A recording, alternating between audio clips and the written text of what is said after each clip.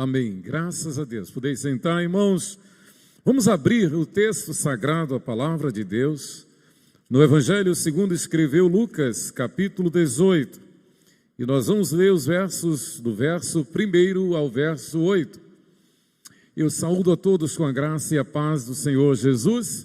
A você que está em casa, da mesma forma, é uma alegria, é uma bênção podermos juntos celebrar o nome do Senhor, juntos meditar na palavra do nosso Deus, a Bíblia Sagrada, a nossa única regra de fé e de prática. Lucas 18, do verso 1 ao verso 8. Disse-lhes Jesus uma parábola sobre o dever de orar sempre e nunca esmorecer. Havia em certa cidade um juiz que não temia a Deus, nem respeitava homem algum. Havia também naquela mesma cidade uma viúva que vinha ter com ele, dizendo: julga minha causa contra o meu adversário. Ele, por algum tempo, não a quis atender, mas depois disse consigo: bem que eu não temo a Deus, nem respeito homem algum. Todavia, como esta viúva me importuna, julgarei a sua causa, para não suceder que, por fim, venha a molestar-me. Então disse o Senhor: considerai no que diz este juiz iníquo. Não fará Deus justiça aos seus escolhidos, que a Ele clamam dia e noite, embora pareça demorado em defendê-los? Digo-vos que, depressa, lhes fará justiça. Contudo, quando vier o Filho do Homem, achará fé na terra? Amém. Que o Senhor aplique a sua palavra ao nosso coração, à nossa mente. O dever de orar sempre e nunca esmorecer. Mais do que nunca, a igreja precisa orar. Mais do que nunca, a igreja precisa se humilhar diante do Senhor. Sem exagero nenhum, nestes 2000 anos de história da igreja, nunca houve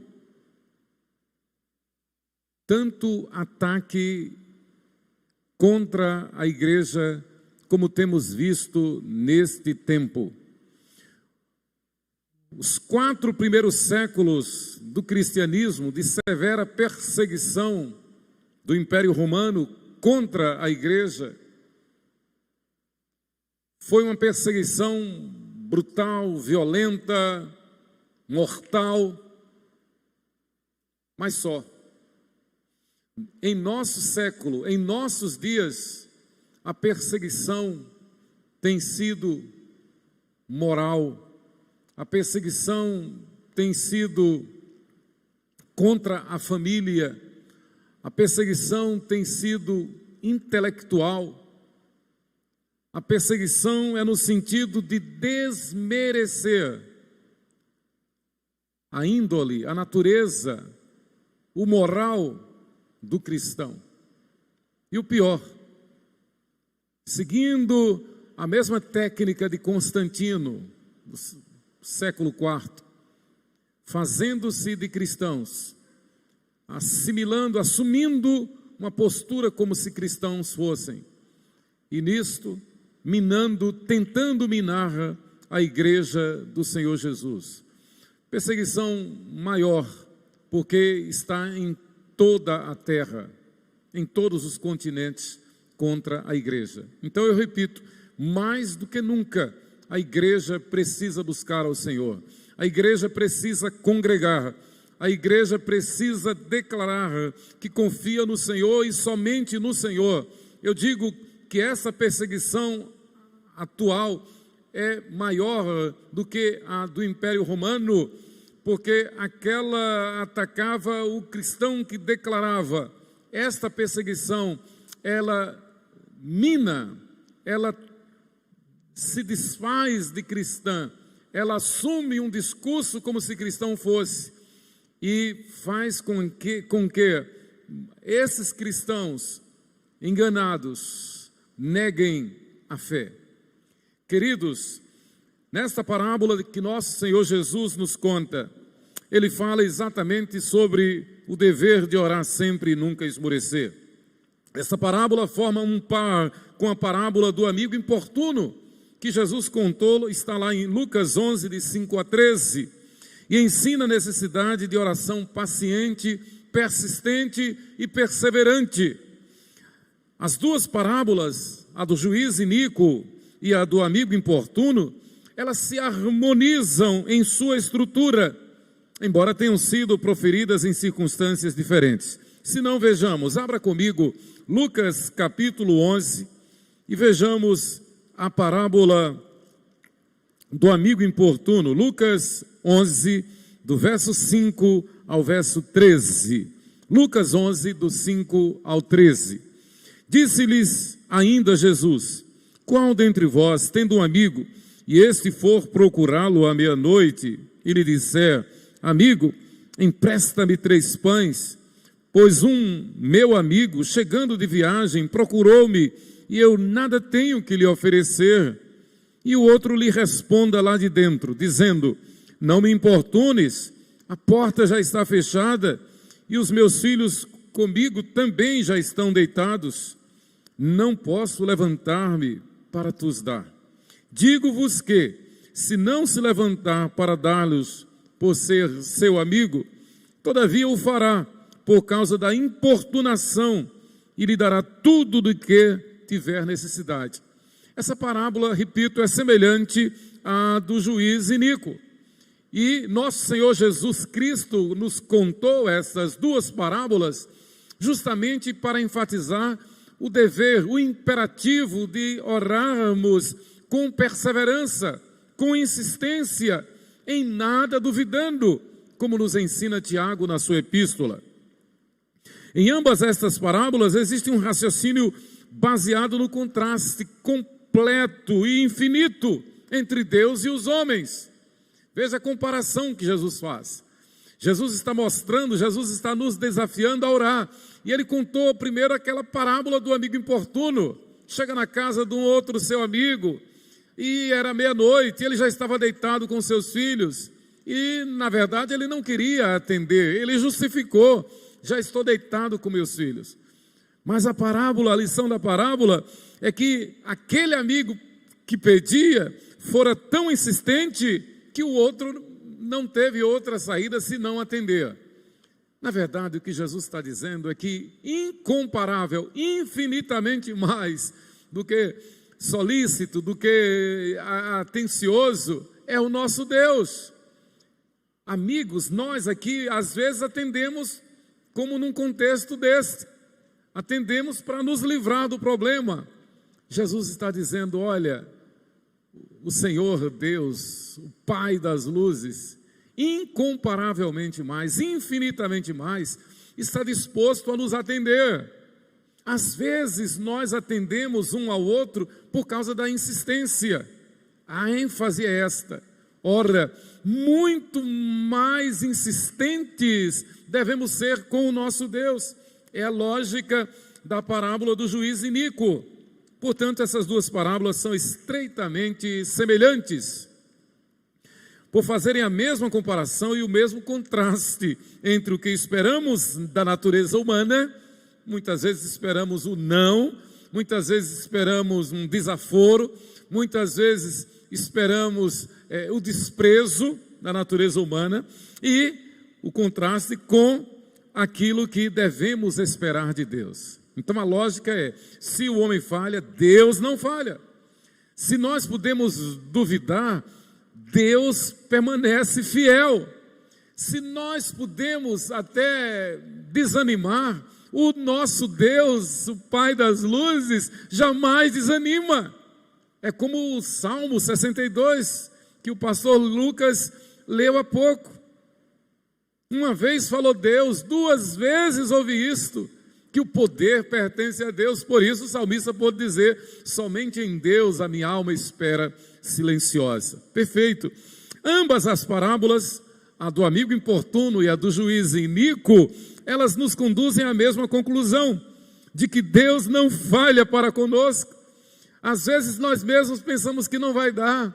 Às vezes nós mesmos desanimamos.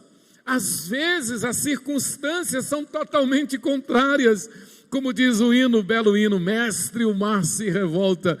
Muitas vezes o mar da vida encapelado se revolta contra nós. A lógica é contra nós. E o pior, muitas vezes aparecem até parentes, amigos, especialistas que dizem não dá, não vai dar, não tem jeito. Mas o nosso Deus, Ele sempre garante nos socorrer. Foi nesse sentido que Davi disse: eleva os olhos para os montes, de onde me virá o socorro? A lógica na poesia hebraica significa que eu já tentei de tudo, eu já procurei de todo jeito, eu já tentei de todas as maneiras, de todos os modos, já pedi, já busquei todo tipo de solução, não tem solução. O meu socorro vem do Senhor que fez os céus e a terra. A ênfase é que Deus socorre. A ênfase é que Deus está pronto para ouvir, para atender, para socorrer, para livrar, para suprir. Esta é a ênfase. As duas parábolas, elas ensinam que devemos ter misericórdia do nosso próximo, mesmo que eles sejam ruins.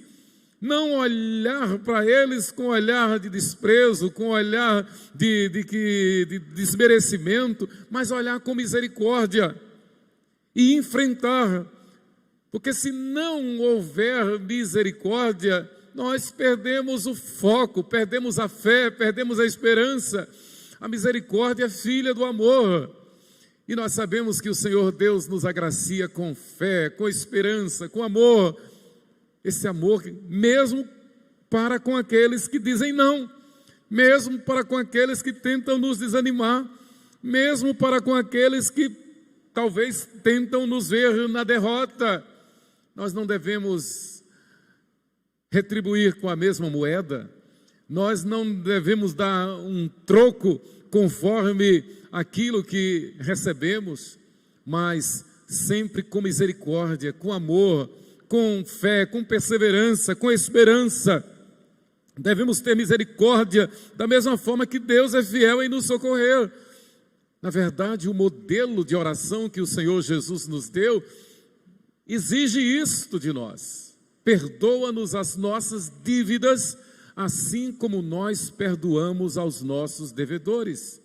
E a gente pode parafrasear: se eu quero ser abençoado, eu tenho que desejar a bênção. Se eu quero receber a vitória, eu tenho que desejar a vitória para o outro. Se eu quero ser perdoado, eu tenho que, antes de tudo, perdoar. O perdão é de Deus. Perdão é dom de Deus.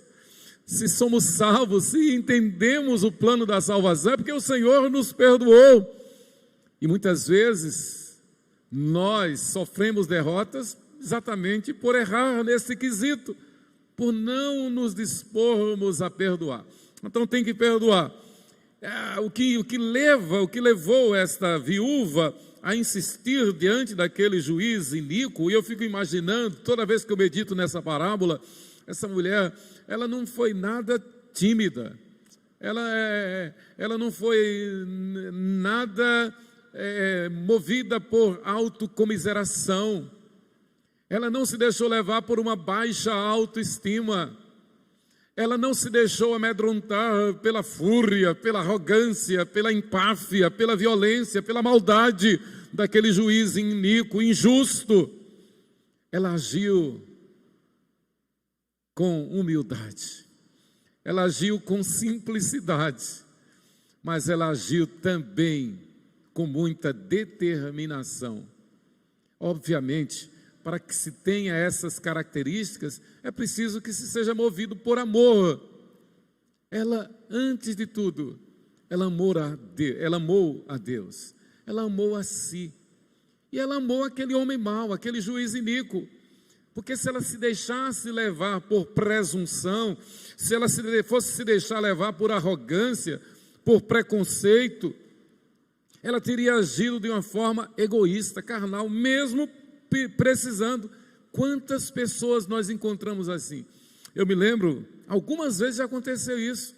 pessoas passando pela porta lá de casa e pedindo uma esmola, e eu não tinha uma esmola, mas tinha alimento. Algumas vezes, não uma nem duas vezes, algumas vezes, isso aconteceu. Me lembro como hoje, por exemplo, dei uma penca de banana, tinha uma penca de banana bem bonita lá em casa, banana prata, e eu dei àquela pessoa que havia pedido dinheiro, e disse que pediu dinheiro para poder se alimentar. Eu não tinha dinheiro, dei a penca de banana. Aquela pessoa não pensou duas vezes, se virou para o meio da rua e jogou a penca de banana. Eu pedi dinheiro, não foi banana não. Então tem muita gente que se apresenta como carente, mas arrogante, presunçoso. Essa mulher, essa viúva, ela poderia ter sido dominada pelo orgulho, pela soberba. O que é que esse cara pensa que é? Eu prefiro morrer assim, mas eu não vou me humilhar. Tem gente assim. Tem gente que diz, eu prefiro passar fome, mas não vou me humilhar diante de ninguém. Tem gente que já entra num trabalho, já entra num emprego pensando em dar um golpe no patrão, pensando em levar o patrão para a justiça. E tem gente que incentiva a fazer isso.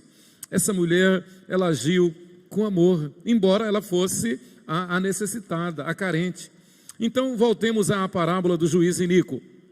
Jesus, naturalmente, obviamente, ele não está associando Deus a um juiz injusto, absolutamente. Jesus mostra nessa parábola a lógica do quanto mais, quanto mais. Ora, se nós aqui somos solícitos uns com os outros, podemos socorrer uns aos outros, quanto mais Deus. A recíproca é verdadeira. Se nós aqui, por alguma forma, de alguma maneira, possamos cair na tentação de agir como aquele juiz iníquo e atender alguém para se livrar daquele problema, quanto mais Deus. Deus está pronto para nos atender, Deus está pronto para nos socorrer. Ora, se um homem ímpio às vezes faz o bem, mesmo por motivos maus, presunçosos, no caso aqui, tão somente para livrar-se da importunação daquela viúva, quanto mais Deus fará o bem. Muitas vezes, Paulo, a gente pensa que a gente está sozinho, a gente pensa que Deus não está vendo, a gente pensa que a gente tem a solução. Nós não temos solução, nós não estamos sozinhos, mas nós temos o nosso refúgio e fortaleza, que é Deus. Nós temos o nosso Deus, que é sol e escudo, que dá graça e glória, que nenhum bem sonega aos que andam retamente. Às vezes Deus nos permite passar por provas terríveis, mas para a glória dele.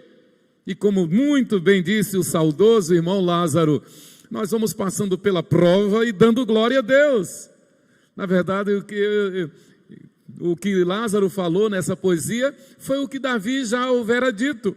Ainda que eu ande pelo vale da sombra da morte, não temerei mal nenhum, porque o Senhor está comigo, a sua vara e o seu cajado me consolam. Nós não podemos abandonar Deus, nós não podemos esquecer de Deus, nós não podemos duvidar de que Deus está no nosso projeto.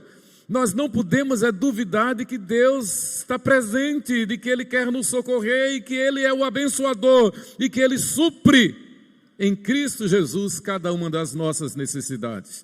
Queridos, Deus está sempre presente, portanto não desistamos de confiar no socorro divino em todas as circunstâncias. E eu repito, não duvidamos de confiar no socorro divino em todas as circunstâncias. Deus é fiel. Eu dizia hoje a alguém que eu conversava, olha, se eu fosse me deixar levar por cara feia, eu acho que eu já teria morrido há muito tempo. Se eu fosse me deixar levar por adversidade, eu seria um derrotado só e, sei lá, talvez já tivesse partido. Porque no mundo a gente enfrenta aflições, mas Jesus disse, tenha bom ânimo, eu venci o mundo. O Senhor não nos prometeu uma viagem tranquila, mas nos garantiu uma chegada segura. Certamente Jesus está se referindo nessa parábola especialmente ao tempo do fim, e isso nos traz um alento tremendo em dias tão difíceis como esses que vivemos, quando vemos a proibição de Bíblia em repartições públicas, a proibição de Bíblia numa biblioteca, e por outro lado vemos na casa parlamentar, na casa legislativa, na casa do povo, a promoção de uma iniquidade, de uma torpeza, de uma blasfêmia, de uma bandeira que é totalmente contra o cristianismo. No mesmo dia que nós ouvimos a notícia da apostasia de um pastor renomado, um pastor que foi uma bênção, um pastor que foi pastor de pastores, no mesmo dia a gente ouve que a Bíblia está sendo proibida em alguns lugares no Brasil, e que em nossa cidade, na casa do povo, na casa parlamentar, abertamente é feita a propaganda de uma iniquidade, de algo que afronta terrivelmente, violentamente a nossa fé, a família, a nossa cultura, a nossa moral judaico-cristã. É muita violência, é muito ataque, é muita injustiça. E não existe outra esperança senão em Jesus Cristo. Não existe outra esperança senão na perseverança dos santos.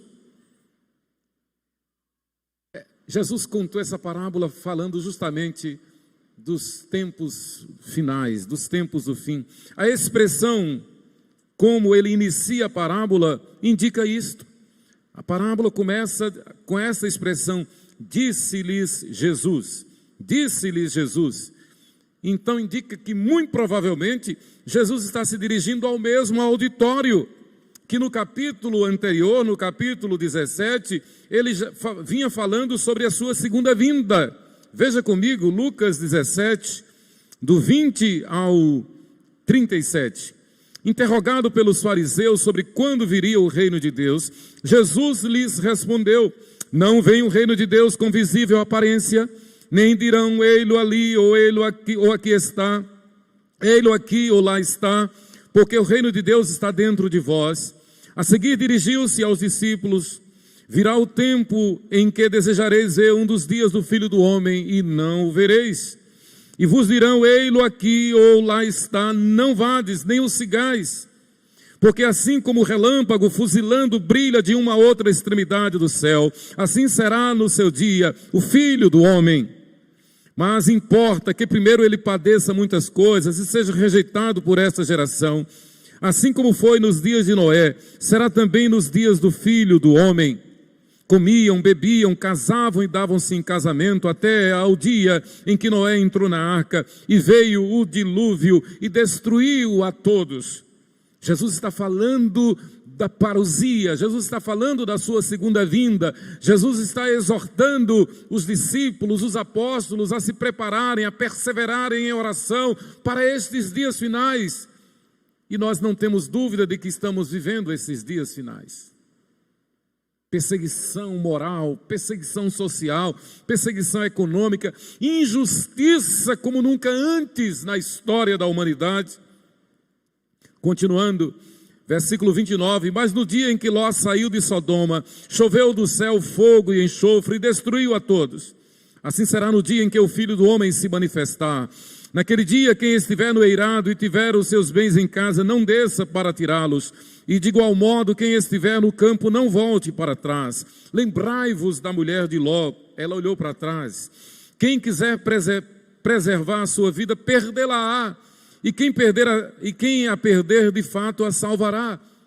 Perder para o mundo, ganhar para o Senhor Jesus. Digo-vos que naquela noite, 2 estarão numa cama, um será tomado e deixado o outro. 2 mulheres estarão juntas, moendo, uma será tomada e deixada a outra. 2 estarão no campo, um será tomado e o outro deixado. Então lhe perguntaram: onde será isso, Senhor? Respondeu-lhes: Onde estiver o corpo, aí se ajuntarão também os abutres. Jesus está advertindo a nós sobre esses dias finais, os dias iminentemente próximos ao seu retorno, à sua parousia, à sua volta. Então a ênfase é: os dias serão maus, os dias serão atrozes, a fé esfriará. Jesus vai dizer lá no final da parábola do juiz Inico: quando vier o Filho do Homem, porventura encontrará fé na terra. Então ele está nos exortando para que nós, mais do que nunca, o busquemos com fé, em nada duvidando. Para que nós perseveremos, para que nós não pensemos em ganhar a nossa vida conforme o mundo, mas percamos a nossa vida para o mundo e a consagremos a Deus. Ganhemos a nossa vida no plano de Deus. Queridos, então Jesus conclui em Lucas 18, versículo 8, nos exortando, mostrando que ele está falando dos tempos finais. Contudo, quando vier o Filho do Homem, achará porventura fé na terra? A história diz respeito então à oração durante um longo intervalo de tempo. Jesus falou isso 2000 anos atrás. A igreja fiel continua orando, perseverando, crendo, esperando, desejando que ele venha. Maranata, vem, Senhor Jesus. A perseguição será atroz, a iniquidade terrível, a apostasia terrível, o império do anticristo terrível. Mas Jesus então exorta a igreja: não desanime, busque a mim, busque a minha face, esteja em oração. Não deixeis de congregar, como é o costume de alguns. Perseverai na oração, na comunhão, no partir do pão, nas orações. Perseverai. A palavra de ordem é perseverança, semelhante à desta viúva diante do juiz Inico. Jesus então exortando diz: vigiai, pois, a todo tempo, orando, para que possais escapar de todas estas coisas que tem de suceder e estar em pé na presença do Filho do Homem. Lucas 21, 36. Mais do que nunca, a igreja precisa vivenciar esta palavra, vigiar. Quando oramos e não vemos sinal da resposta pela qual ansiamos, somos tentados pela nossa própria natureza, pela nossa própria carnalidade, a perder a esperança. Quantas vezes? O mundo diz que não vai dar, as circunstâncias dizem que não vai dar, nós chegamos a pensar que não vai dar. Mas o nosso Deus é fiel. O nosso Deus é fiel. Ele supre as nossas necessidades. Como servos de Deus, jamais devemos perder a esperança de que Ele é poderoso para fazer infinitamente mais do que tudo que pedimos ou pensamos. Efésios 3:20. Nesta parábola do juiz Inico, Jesus nos ensina a continuar orando e nunca esmorecer. Esta é a palavra. Será que nós precisamos continuar orando para que Deus manifeste a sua graça, a sua glória e o seu poder, para que Deus faça chover justiça sobre a nossa nação, para que Deus tenha misericórdia dessas crianças que estão sendo mal conduzidas, para que Deus tenha misericórdia daqueles que andaram na igreja e hoje estão lá fora, para que Deus tenha misericórdia desses que estão apostatando a fé? A pessoa um dia desse era um pastor, era uma bênção, hoje é um inimigo da fé, hoje é um blasfemo contra a palavra de Deus. Misericórdia, temos que orar. Uma das maiores tristezas que certamente nos assola como pastores, é saber que alguém caminhava bem e hoje está longe da igreja.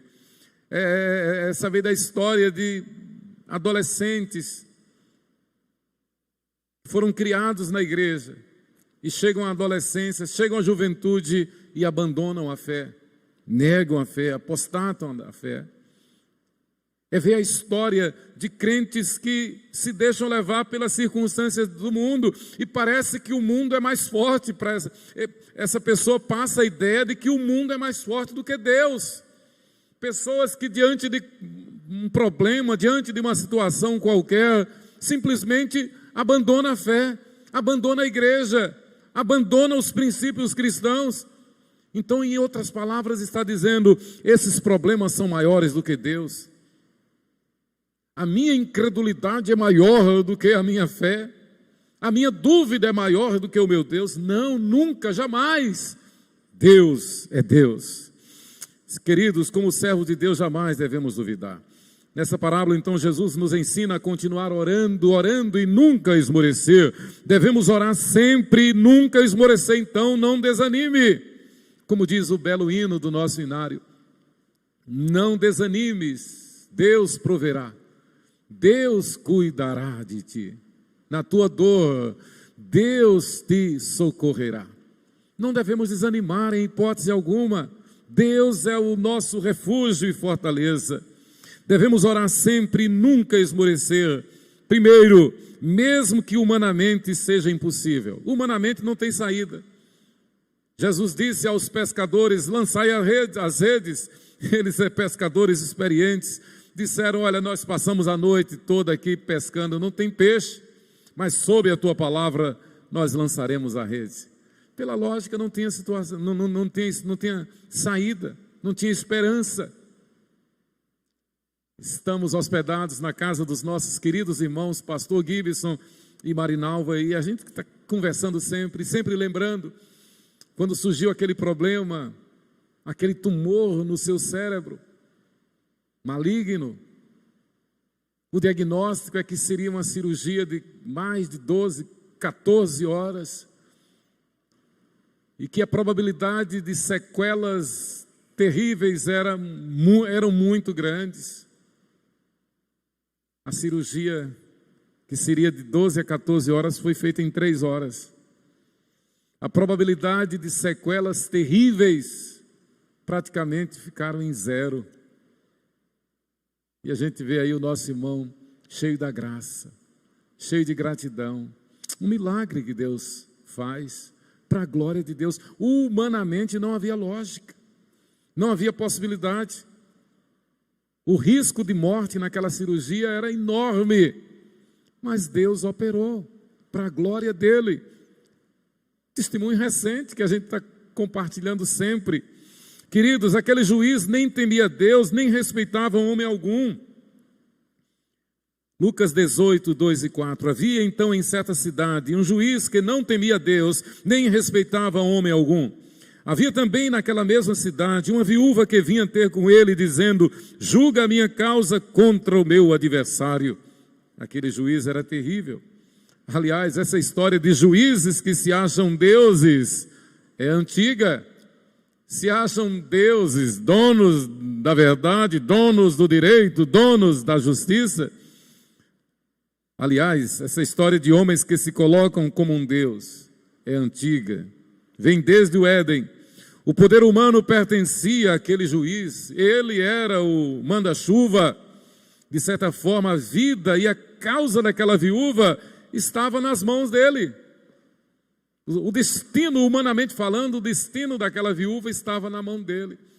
E ele vencia a tudo e a todos com a sua empáfia, com a sua arrogância, com a sua soberba, com o poder humano que lhe pertencia.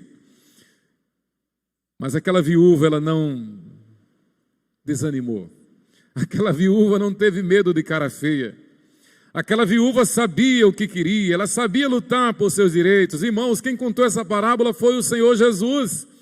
Exatamente para que nós nos espelhemos, para que nós nos miremos, aprendemos com o testemunho daquela viúva sobre o dever de orar sempre e nunca esmorecer. Não desista.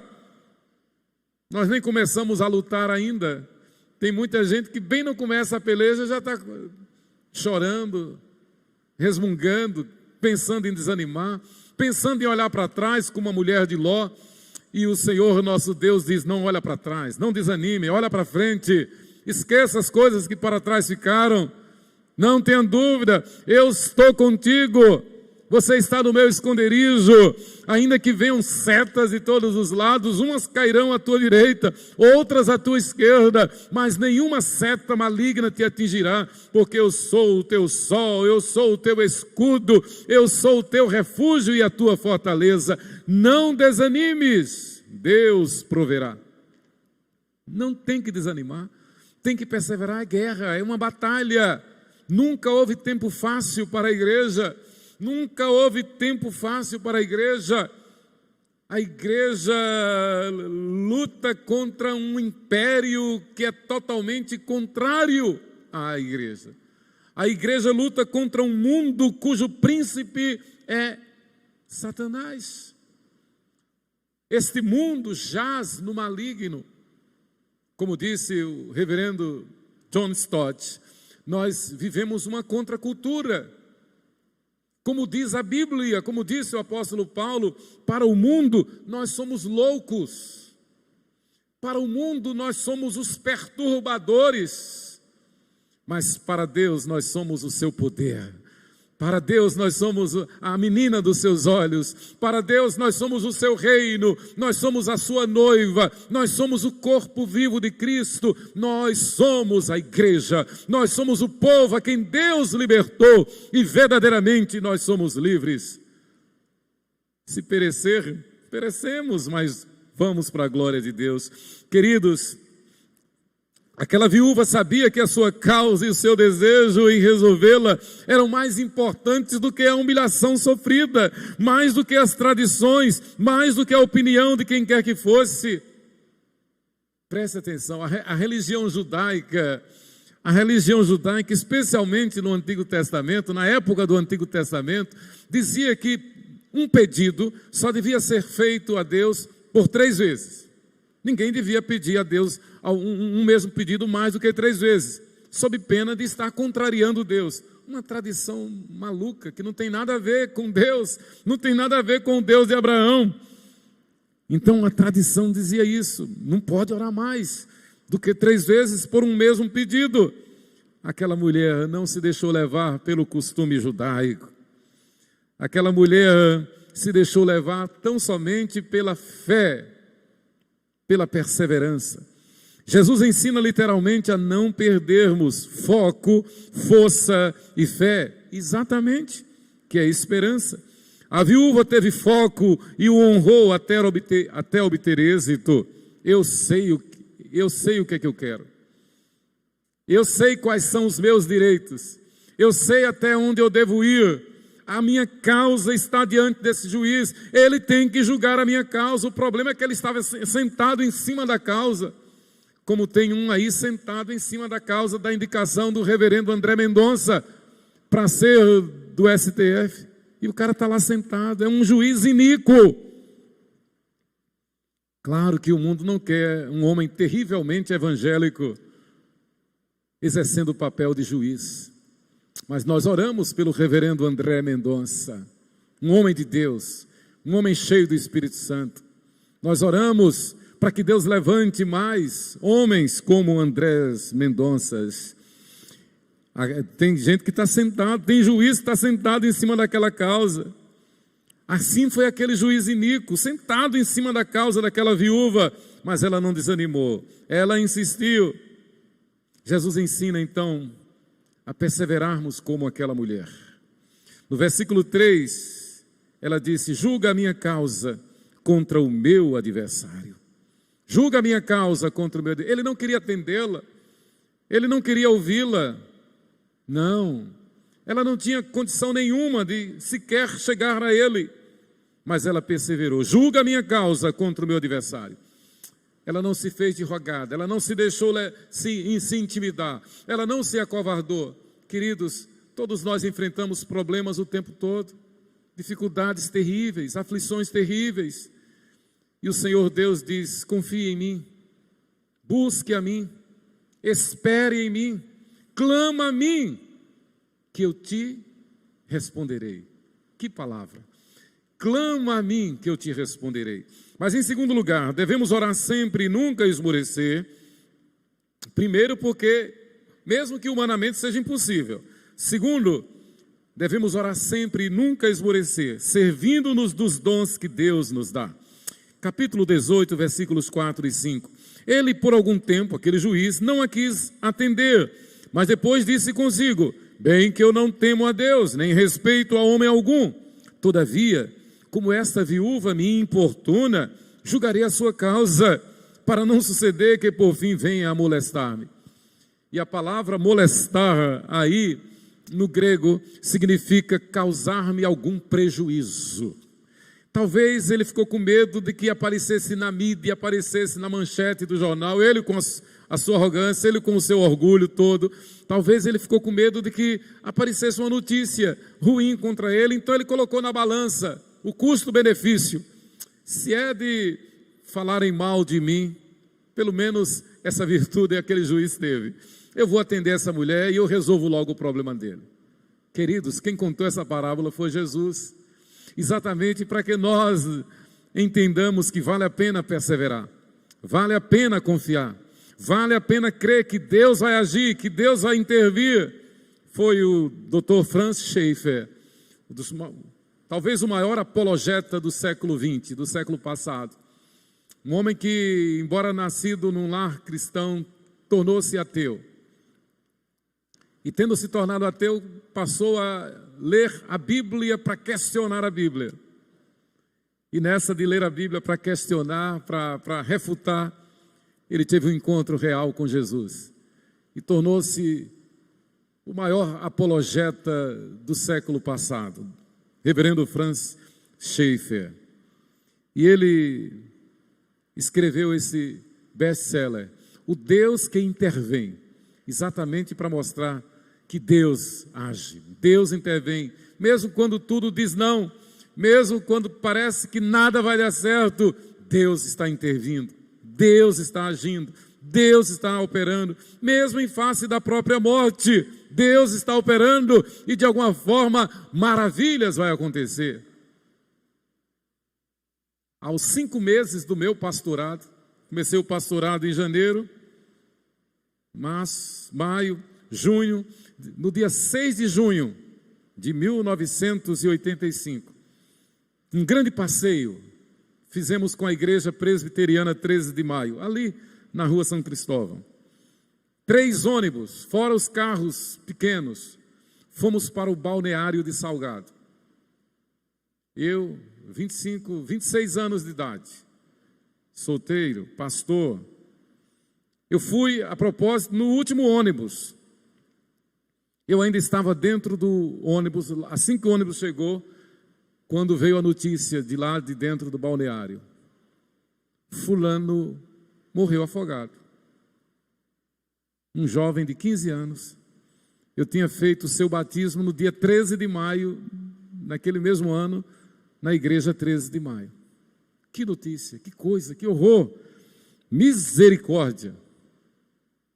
Quando chegamos aqui na porta do IML, familiares dizendo que iam para a justiça, iam botar na imprensa, iam acabar com a igreja.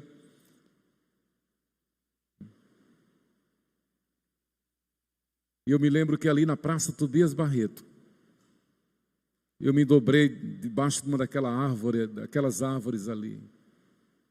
Clamei a Deus por socorro. Humanamente eu estava derrotado.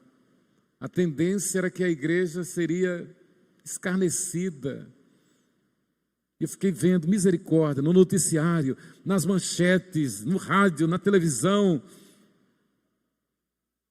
A igreja foi culpada da morte daquele menino. Um adolescente, 15 anos. Teria sido culpado. A manchete. Mas eu quero concluir essa história dizendo que no outro dia, no velório, o corpo foi para o templo da igreja 13 de maio. O templo estava lotado de familiares. Vieram familiares de Brasília. A sua casa na Travessa Giruzinho, entre Pedro Calazans e Siriri. A casa de sua mãe, Dona Auxiliadora, Dona Sila. Na família ninguém era crente. O único crente era ele, esse menino. Mas como consequência disso, a casa de sua mãe se transformou num ponto de pregação. Vizinhos se converteram. Os familiares que vieram de Brasília se converteram. Dona Auxiliadora, sua mãe, se tornou uma piedosa sócia da SAF. durante todo o meu tempo de pastorado, e depois que eu saí, continuou até que ela foi para a glória celestial. O que parecia uma tragédia, o que teve tudo para se transformar numa tragédia, numa derrota, graças ao Deus que intervém e nos acode em nossas orações, se transformou em bênção. O que parecia derrota para a igreja, transformou-se em vitória, crescimento para a igreja. Pessoas se converteram não apenas aqui, no bairro, mas se converteram em outros estados, graças ao Deus que intervém. Queridos, a galeria dos heróis da fé em Hebreus 11 tem por objetivo fazer-nos lembrar exatamente de que o nosso Deus intervém.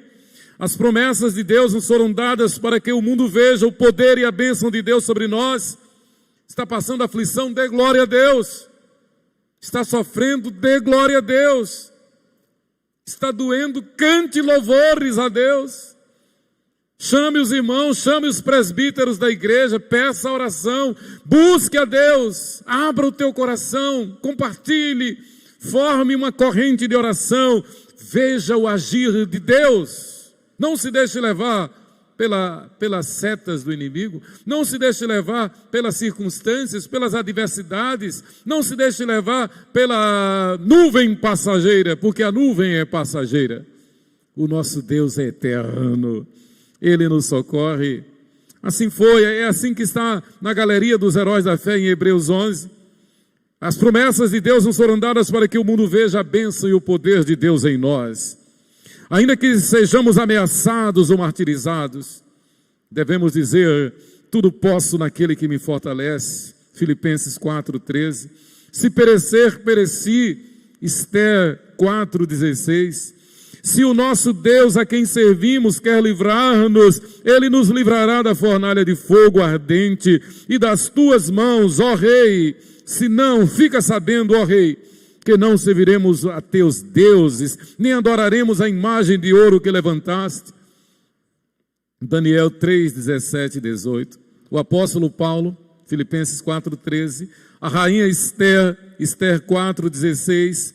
Ananias, Misael e Azarias, os amigos de Daniel, assim como a viúva desta parábola, souberam usar os dons que Deus concede aos seus servos fiéis. Eles usaram a fé, a esperança e o amor. A fé em Deus foi a fé, a esperança e o amor que moveu Esther, que moveu Misael, Ananias e Azarias, ou Sadraque, Mesaque e Abidênego, e disseram àquele Nabucodonosor, olha, não tem problema, se o nosso Deus quiser nos livrar, Ele vai nos livrar. Se não, fica sabendo, ó Rei, que nós não nos dobraremos diante de estátua nenhum, nós não nos dobraremos diante de homem nenhum. Se o nosso Deus quer que nós o glorifiquemos na fornalha acesa, nós vamos para a fornalha acesa. E eles foram lançados na fornalha. E quem esteve com eles três lá? O Senhor Jesus Cristo, pronto para socorrer. Isso não é diferente para nós. Seja qual for a aflição, o Senhor Jesus está à nossa direita, está a nos proteger. Queridos, Mônica, eu falei domingo aqui sobre Agostinho, e pensando nessa parábola, eu lembrei mais uma vez de Agostinho, e lembrei de sua mãe Mônica. Mônica, mãe de Agostinho de Hipona, disse, que palavra, continue a orar, pois é impossível que se perca um filho de tantas lágrimas e orações.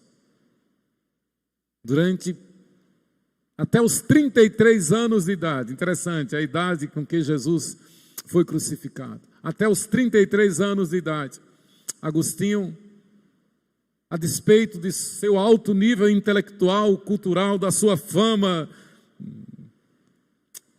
era um homem terrivelmente pecador, dado a todo tipo de vício, um devasso, como ele mesmo conta. Um devasso, um prostituto terrível, inveterado. Embora tenha sido criado desde a infância por uma mãe santa, piedosa. Mas o que a história registra é que em nenhum momento Mônica desistiu de orar por seu filho. E pouco tempo antes de partir, Antes de ir para o céu, Mônica pôde testemunhar da conversão de seu filho. Então ela escreveu, ela disse: é impossível que se perca um filho de tantas lágrimas e orações. Queridos, Jesus contou essa parábola com o propósito de que não desanimemos, não esmoreçamos em nossas orações, que continuemos orando até o final, até a sua segunda vinda, a vinda do reino de Deus. Claro que nesse ínterim, enquanto Jesus não voltar, devemos orar suplicando o seu socorro sobre as nossas necessidades, orar pedindo santificação, livramento, proteção, curas, milagres, conversões, crescimento da igreja, orar pelas famílias, casamentos aprovados por Deus, conversão dos filhos.